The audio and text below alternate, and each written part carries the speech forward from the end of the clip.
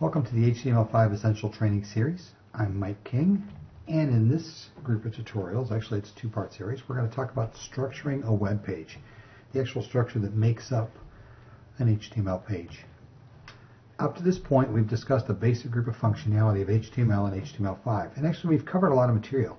You've actually learned quite a bit of stuff in this first 11 tutorials, but I focused on giving you a high-level overview of HTML and HTML5 and how it interacts with the browser to display information. We learned about some basic elements. We discussed and demonstrated tags, HTML markup, some block elements, some inline elements. We looked at the div element, and we even talked about the span element and how we can individually format text inside of a paragraph, inside of our HTML document. So now it's time to move into a more formal training structure as we begin the process of building our website. Okay, we've learned some basic techniques on assembling information into our text editor and having it display in our browser window. So now let's go back and examine some of the content of that basic HTML5 template page so we can understand the importance of putting our pages together with the proper structure. Alright, the first thing I want you to notice is inside of our template page we had a Doctype Declaration. Every HTML document consists of two parts, and that's the Doctype Declaration and the actual document tree. The document tree makes up everything that's between those HTML tags. That's where our head element is and our body element.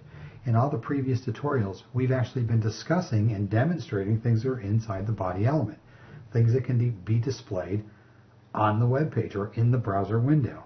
Now we're going to look at the head element, because there's some important aspects of that head element for our website. During the previous tutorials, we had focused on the body content of the HTML5 page. That's the content that you see highlighted on our screen. That was the information that appeared in our browser window. Now we're going to step back for a moment and discuss the importance of the head section of the web page, because it too is very important. The head section of an HTML5 document contains elements that provide information about the web page itself, rather than the content of the page in the browser window. Over the next couple of tutorials, we're going to examine this section of the document and discuss the importance of this information as it pertains to our website. And this is probably the most boring part of doing the tutorials, because now we're actually going to be the next two tutorials, and I'm going to try to keep them short. But we're actually going to be talking about things in this head element. There's not going to be demonstrations. I mean, there's not stuff that we're going to go in and do to our web page, because once we start putting our website together, then we'll start filling these things in. So right now we're just going to talk about this little section of the actual HTML5 document. So the first thing we have is that Doctype Declaration up at the very, very top. The Doctype HTML declaration will be coded exactly as it is shown above. It will be the first line of code in every HTML document that you create. And you're going to see as we go through this sample website, that's going to be the first line in all of our HTML pages. Keep in mind, as you get more and more experience in developing HTML web pages and HTML sites, or actually websites, this may not always be the first line in that document. You're going to see there are some exceptions to this, but for what we're learning right now, we're going to have that Doctype HTML be the first line in every page that we create. Upper or lowercase do not make a difference, although it has become standard practice to use lowercase, as I've done here, and that's what we're going to do throughout these tutorials. I'll always use lowercase. It tells the browser, that Doctype Declaration tells the browser that this document is using HTML5. Anyone that's been around web design for a while will look at this Doctype Declaration and say, my gosh, that's a whole lot simpler than it was in HTML4 or HTML1, and it's true. It is much, much simpler now than it was in earlier versions of HTML, where we had a lot of other declarations and data definitions, and right now that's it. Doctype HTML enclosed in our braces, that's it. The HTML element is the very first element in the web page formatting. Remember, the Doctype Declaration is a declaration. It's not truly an element. It's a declaration of what type of page it is. This element represents the root of our document. So everything that's in between those HTML tags is considered the document itself. The HTML tags are considered the root of the document. The HTML element contains all the other elements that make up the web page, and in many cases is considered the root of the web page. The head section and the body section are always contained inside the HTML element. So you can see the HTML elements is displayed on our screen. The HTML tag tells the browser that this is an HTML document. The HTML tag represents the root of the HTML document. As you can see, everything else falls inside of that. And the HTML tag is the container for all other HTML elements except the Doctype Declaration tag. Everything else that goes inside that web page will fall inside those HTML elements except our Doctype Declaration. The head element. The head element is a container for all of the elements that fall within the head of our document.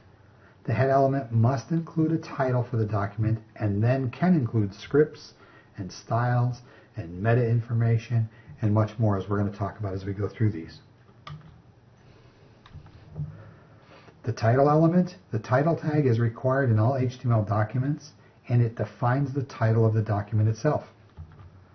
The title element defines a title in the browser window, so that whatever we put inside that title element is now the title of the browser window. It also provides a title for the page when it's added to our favorites. So if you add a page to My Favorites, that's what's going to appear in the My Favorites section. And it displays the title for the page in search engine results. So you can see right away that it's important that we think about what we're putting in this title tag, because this is used in a lot of different places in our website, in our web page. Like I said, it defines the title in the browser window. It's used for the favorites title, and it's also for search engine results. It's what shows up in that definition of that particular web page. You cannot have more than one title element in an HTML document. And if you omit the title tag, the document will not properly validate as an HTML5 document. So keep that in mind. You've got to have by standard, you need to have a title inside the head element, and you can only have one inside each element of each HTML page. And I've got the title element highlighted on your screen, so you'll know exactly what we're talking about inside this head section of our web page. The title element, the HTML5 specifications, do not define a naming scheme when naming their document. The specification does highly encourage authors to consider accessibility when naming their documents and in all aspects of their website design. So in other words, you want to use a title that pertains to what that page is doing on your website. Again, we've talked about that a little bit in the previous tutorials with web accessibility and screen readers. You want to try to make this title as pertinent as you can to that particular page. Using HTML entities with screen readers may not work as expected, as entities may be read out and not relayed as intended. So think about that as you're designing your page and you're getting ready to put the titles in that page. You want something that's going to work well for these screen readers.